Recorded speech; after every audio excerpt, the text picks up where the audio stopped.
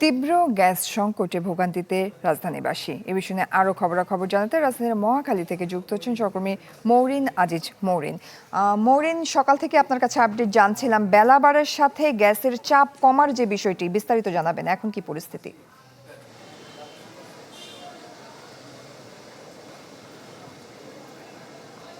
জয়ী, আমরা সকাল ৮টা থেকেই বিভিন্ন ফিলিং স্টেশন, সিএনজি স্টেশন আসলে ঘুরে দেখছিলাম এবং সব জায়গায় একই অবস্থা। দীর্ঘ সারি, গ্যাসের সংকট, গ্যাস না পেয়ে তেলের সারিতে আসলে মানুষ যাচ্ছেন নিতে।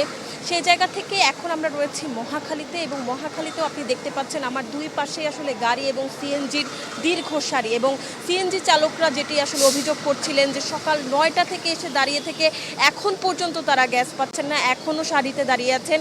যারা পাচ্ছেন তারা আসলে সর্বনিম্ন ৬০ টাকা থেকে শুরু করে সর্বোচ্চ ১০০ টাকার গ্যাস পাচ্ছেন। সিএনজি চালকরা বলছিলেন যে আসলে এই যে ১০০ টাকার গ্যাস দিয়ে তারা ২টা থেকে ৩টা আসলে টিপ মারার পরে আবার তাদেরকে দীর্ঘ সারিতে দাঁড়িয়ে গ্যাসের জন্য আসলে দাঁড়িয়ে থাকতে হবে এবং আবার সেই ৩-৪ ঘন্টা লাইনে দাঁড়িয়ে থেকে তাদের গ্যাস নিতে হবে। কিন্তু এখানে আসলে জমার টাকা উঠাতে অনেকটাই ভোগান্তিতে পড়েছেন তারা। বাংলা কিউআর যেখানে নগদ পেমেন্ট সেখানে।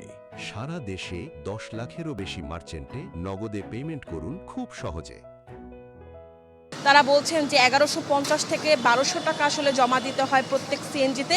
সেই জায়গা থেকে আসলে ২-৩টা টিপ মারার পরেই যদি আবার গ্যাসের জন্য লাইনে দাঁড়াতে হয়, সেই জায়গা থেকে তারা অনেকটাই ভোগান্তির মধ্যে আছেন। এবং সাথে সাথে যারা সিএনজিতে চড়ছেন, যেই ক্রেতারা চড়ছেন তারাও আসলে ভোগান্তিতে রয়েছেন, কারণ যেই গ্রাহকরা সিএনজি ব্যবহার করছেন তাদেরকেও ১০০-২০০ টাকা বাড়তি ভাড়া দিয়ে এক স্থান থেকে অন্য স্থানে যেতে হচ্ছে।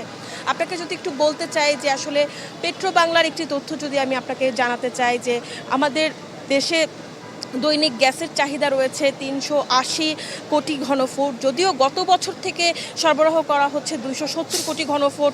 অগ্নি দুর্ঘটনায় এলএনজির যে দুর্ঘটনাটি হয়েছে, অগ্নি দুর্ঘটনার কারণে যে টার্মিনালটি রয়েছে সেটির আসলে বন্ধ থাকায় এই সংকট আরও আসলে বাড়ছে।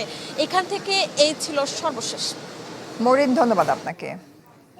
দর্শক, তীব্র গ্যাস সংকটে ভোগান্তিতে রাজধানীবাসী, সে বিষয় নিয়ে বিস্তারিত খবরাখবর জানছিলাম।